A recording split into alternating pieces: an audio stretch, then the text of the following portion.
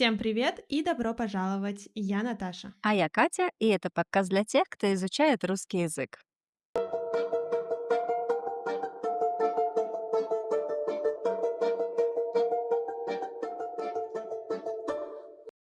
В этом выпуске мы подготовили для вас немного нестандартный формат для нашего подкаста, а именно формат дебатов.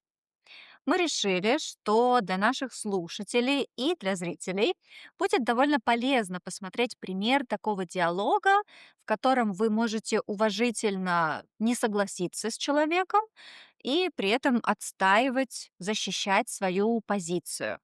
Поэтому в этом выпуске вы выучите много полезных фраз, чтобы или частично не согласиться с человеком, или не согласиться с ним полностью. И для дебатов мы выбрали спорную тему, на которую могут быть разные точки зрения. И, если честно, выбрать такую тему было совсем несложно, потому что сегодня вокруг нас так много тем, на которые можно поспорить, на которые можно дискутировать. В общем, мы выбрали дискуссионную тему, и каждая из нас выбрала одну точку зрения, которую она будет защищать. Да, и сразу хочется сказать дисклеймер, такое замечание, что это не значит, что мы будем защищать точку зрения, которая действительно у нас есть. Нет, это просто для формата, для дебатов, поэтому, может быть, какие-то наши реальные мнения будут отличаться от того, что мы сообщаем здесь, в этом выпуске. И перед тем, как мы продолжим, хочу напомнить, что у нас есть разговорный клуб. Разговорный клуб– это отличная возможность побороть языковой барьер, практиковать свой русский каждую неделю, хорошо провести время и найти новых друзей. Все детали в описании, присоединяйтесь. Итак, наша тема– барабанная дробь, нейросети и чат-помощники. Я думаю, не секрет, все согласятся, что эта тема сейчас на пике популярности, то есть очень популярна. Все говорят об AI, ИИ, ChatGPT, Gemini, что угодно. И поэтому мы считаем, что будет полезно узнать, как обсуждать эту тему на русском языке и тоже как дискутировать на эту тему на русском языке. Да. Вот как раз я недавно посмотрела видео, прочитала пост, что-то такое, о том, что в Америке роботы смогли собрать кубик Рубика, а также самостоятельно приготовить довольно сложное блюдо. И, по-моему, это такой тревожный звоночек или red flag, который показывает, что искусственный интеллект прогрессирует очень быстро, и со временем он может выйти из-под контроля. С этим можно согласиться, но мне кажется, что люди часто переоценивают самостоятельность современных технологий. Да, технологии развиваются невероятно быстро, но пока что ИИ еще полностью зависит от человека и от его команд. И, в принципе, я согласна, но нельзя забывать, что многие открытия сначала вызывали страх у людей, они вызывали недоверие. Например, когда появился интернет, тоже люди были уверены, что интернет разрушит общество. Но, на мой взгляд, главная проблема не в самом искусственном интеллекте, а в том, как именно люди будут им пользоваться. И если развитие технологий будет контролироваться законами и специалистами, то ИИ сможет приносить гораздо больше пользы, чем вреда. Я была бы готова с этим согласиться, если бы не одно «но». Я думаю, что людей в первую очередь беспокоит развитие нейросетей тем, что они могут занять их рабочие места. И вот, к слову о том посте, который я смотрела, видела, там был пример мультфильма, которую сделала нейросеть. И могу сказать, что этот мультфильм по анимации было не отличить от Pixar.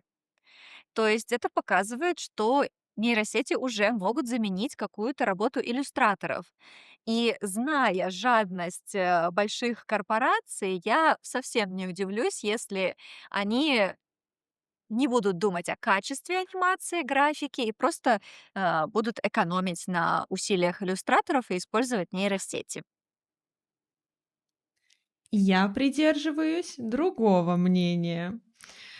Нам уже несколько лет угрожают, что ИИ заменит человека, заберет рабочие места людей. Но по факту до сих пор многие нейросети не справляются даже с простыми задачами. И более того, им необходима человеческая работа, то есть управление человеком. Например, даже просто написать грамотный промпт, то есть дать задание, чтобы получить нужный результат. И мне вспоминается рекламная кампания одного известного обувного бренда в России, для которой они использовали работу реальных моделей и также нейросети. И в итоге получились большие временные затраты на все промпты и на доработки. То есть неизвестно, что стоит дороже и что дольше, что быстрее. Попросить реальных людей сделать свою работу качественно сразу или написать промпт и сделать какую-то задачу с помощью ИИ и переделывать или дорабатывать. И к тому же мы уже раньше пережили, ну не мы конкретно, человечество уже пережило индустриальную революцию, и мы знаем, что да, это изменения, но в результате этого изменения появляются новые рабочие места. И поэтому это не проблема для тех людей, которые идут в ногу со временем. Все это так, но ты забываешь о том, что пока нейросети становятся умнее и развиваются, люди, наоборот, деградируют. Мы это точно видим в сфере образования. Кто же будет занимать все эти новые профессии, кто будет заниматься управлением этих нейросетей, если человек даже не способен мыслить самостоятельно? Например, уже сейчас можно увидеть множество видео от учителей и от профессоров в школе и университете о том, как студенты списывают эссе или какие-то сочинения, и при этом они не могут даже убрать из своего сочинения вот этот промпт, который выдал ИИ.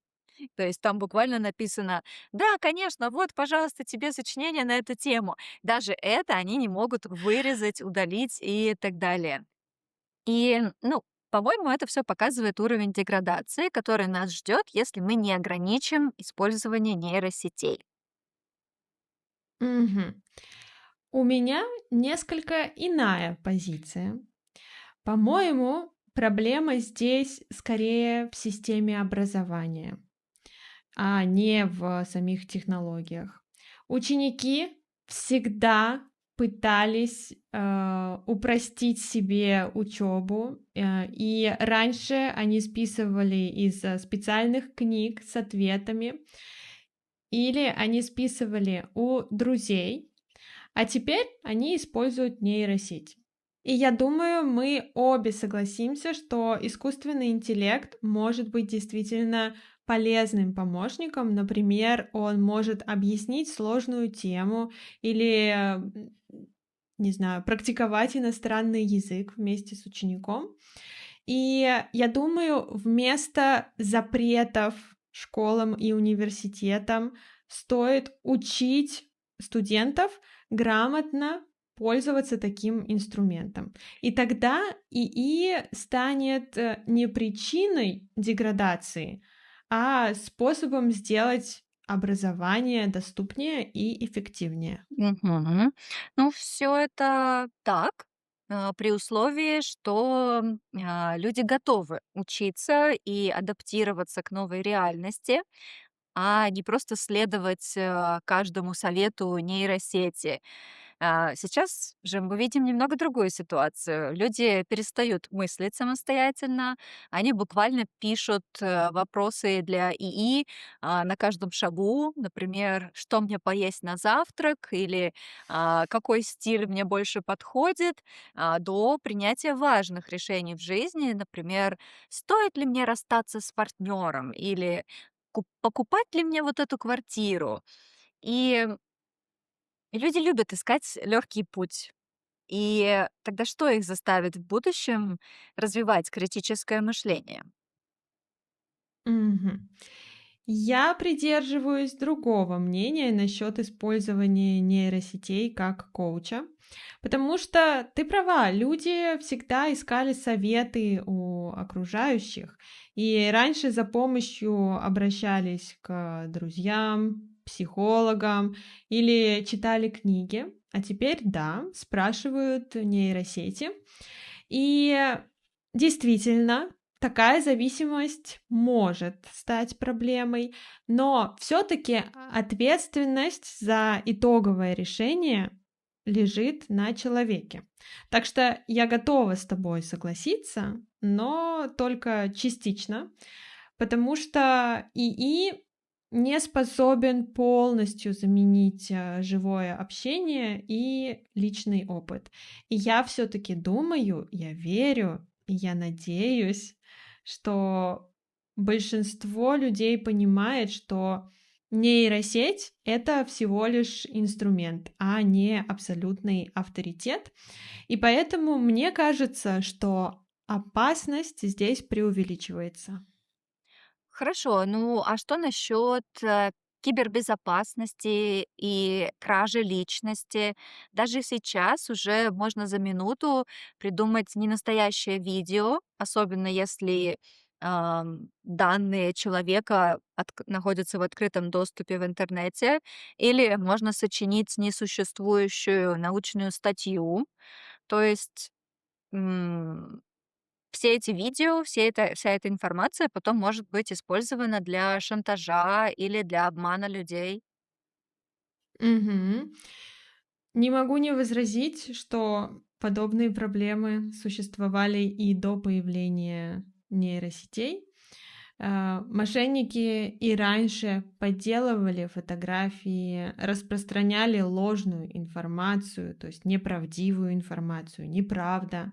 И да, современные технологии сделали этот процесс проще и опаснее, и с этим трудно спорить. Но также появляются современные способы защиты данных. То есть те же ИИ помогают нам распознавать фейки и бороться с киберпреступностью. И, в принципе, я согласна, но решение этой проблемы заключается не в полном отказе от ИИ, а опять же, в развитии цифровой грамотности, и в законах о безопасности. Людям важно научиться критически относиться к информации, особенно к информации в интернете, и осторожнее обращаться со своими личными данными. Ну и, конечно, не стоит забывать об экологическом вопросе. Я смотрела как-то документальный фильм о влиянии сервисных центров, которые используют огромное количество электроэнергии и пресной воды, и как все это влияет на жизнь людей, которые живут неподалеку. Мгм. С этим можно согласиться. Но нужно помнить, что многие современные технологии тоже требуют огромных ресурсов. Например, производство автомобилей, самолетов, даже наших любимых смартфонов. Да, это все влияет на экологию и влияет серьезно на экологию. И у меня противоположное мнение относительно того, что именно ИИ является главной угрозой для окружающей среды. Более того, нейросети уже помогают ученым, специалистам разрабатывать более экологичные технологии, которые помогут эффективнее использовать энергию. Да, проблема существует, но ее можно решить с помощью перехода на возобновляемые источники энергии и с помощью более экологичных дата-центров, например. Поэтому я считаю, что важно не отказываться от развития ИИ, а искать способы, чтобы сделать его безопаснее для природы, для окружающей среды. Мгм. Я так понимаю, каждый останется при своем мнении. Но у нас нет ведущего, Да. который нас рассудит. Да. Ну, в общем, вот такие аргументы мы предоставили по теме развития нейросетей. Напомню, что мы не выражали свое мнение, мы лишь защищали выбранную позицию и вели дискуссию, используя эти аргументы. Поэтому, пожалуйста, не атакуйте нас в комментариях за то, что мы думаем не так, как вы. Вопрос недели. А что вы думаете о нейросетях? Спасибо, что прослушали или просмотрели этот выпуск до конца. Становитесь патронами нашего подкаста, получайте скрипт каждого эпизода и список слов в Quizlet, доступ к закрытой группе в Телеграме, а также место в разговорном клубе. Все детали в описании. Пока-пока. Пока-пока.